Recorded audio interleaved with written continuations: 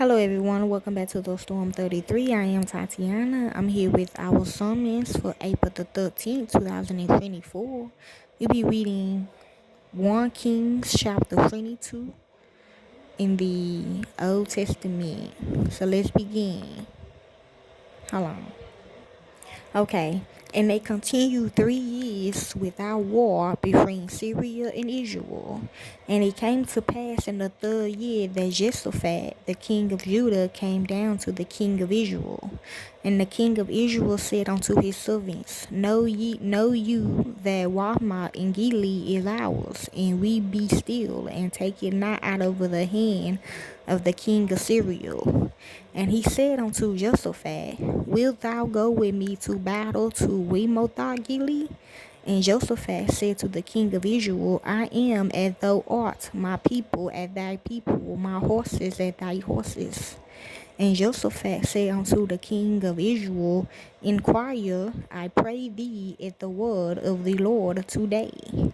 Then the king of Israel gathered the prophets together, about 400 men, and said unto them, shall I go against Ramoth Gilead to battle, or shall I forbear?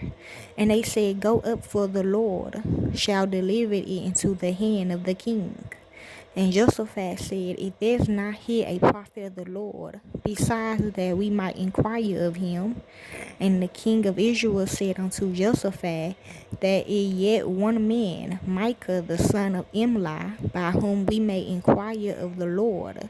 But I hate him, for he does not prophesy good concerning me, but evil. And Jehoshaphat said, let not the king say so. Then the king of Israel called an officer, and said, hast then hit her, Micaiah the son of Imlah? And the king of Israel and Jehoshaphat the king of Judah sat each on his throne, having put on their robes, in a void place in the entrance of the gates of Samaria. And all the prophets prophesied before them. And Zedekiah the son of Shaniah made him horns of iron, and he said, thus said the Lord, with these shalt thou push the Syrians until thou hast consumed them. And all the prophets prophesied so, saying, go up to Ramoth Gilead and prosper, for the Lord shall deliver it into the king's hand.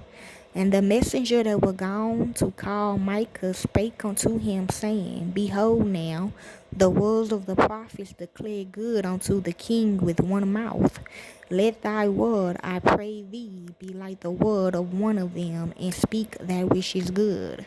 And Micaiah said, as the Lord lived, what the Lord said unto me, that I would speak.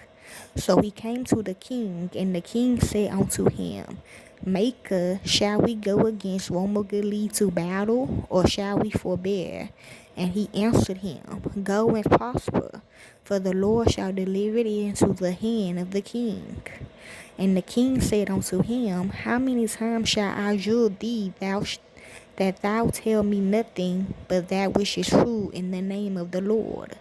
And he said, I saw all Israel scattered upon the hills as sheep that have not a shepherd. And the Lord said, these have no master. Let them return every man to his house in peace.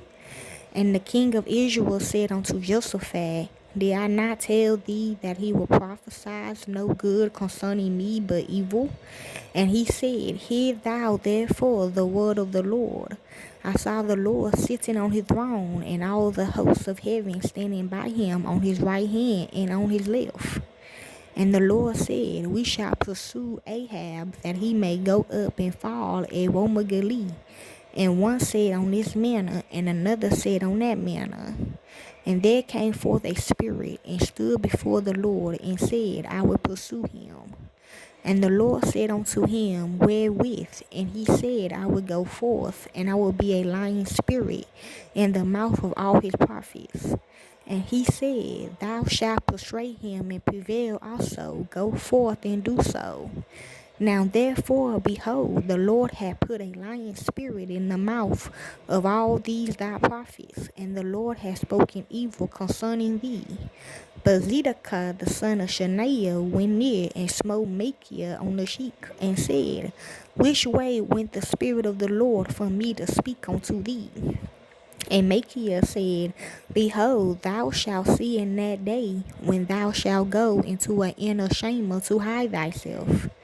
And the king of Israel said, Take Micaiah and carry him back unto Ammon the governor of the city, and to Joash the king's son, and say, Thus said the king, Put this fellow in the prison, and feed him with bread of affliction, and with water of affliction, until I come in peace. You hear me? And Micaiah said, If thou return at all in peace, the Lord have not spoken by me.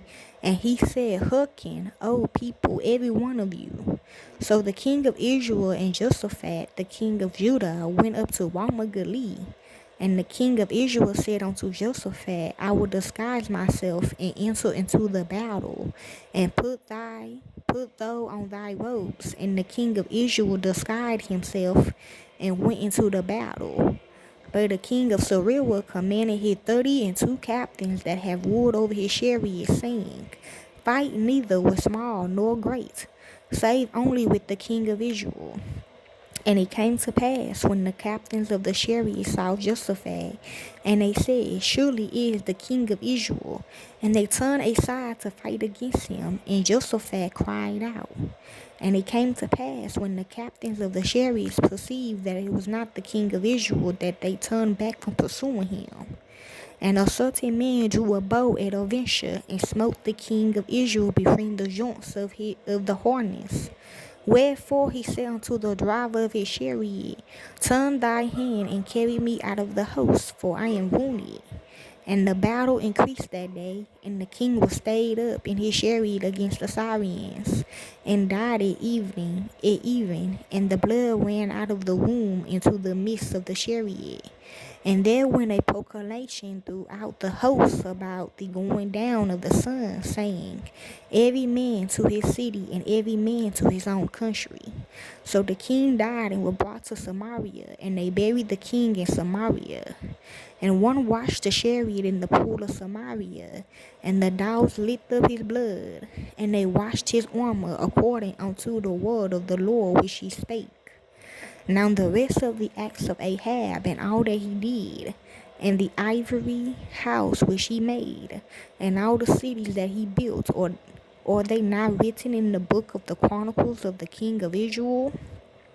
So Ahab slept with his fathers, and Azariah his son reigned in his stead. And Jehoshaphat the son of Asa began to reign over Judah in the 4th year of Ahab king of Israel.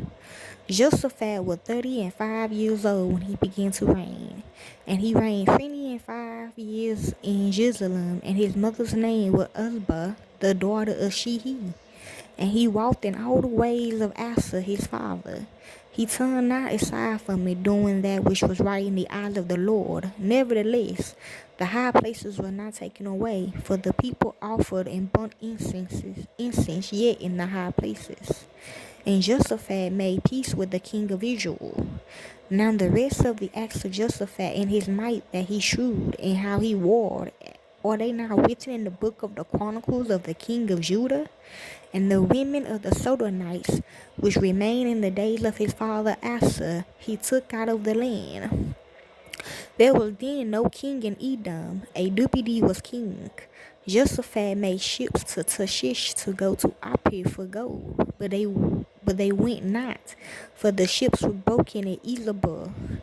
Then said Isaiah the son of Ahab unto Jehoshaphat, Let my servants go with thy servants in the ships.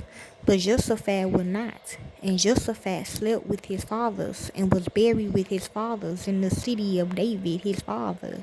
And Jehoram his son reigned in his stead. Azariah the son of Ahab began to reign over Israel and Samaria the 17 years Jehoshaphat king of Judah, and reigned 2 years over Israel. And he did evil in the sight of the Lord, and walked in the way of his father, and in the way of his mother, and in the way of Jeroboam the son of Nebat, who made Israel to sin. For he served Baal and worshipped him, and provoked to anger the Lord God of Israel, according to all that his father has done. And that is 1 Kings chapter 22 in the Old Testament. Enjoy.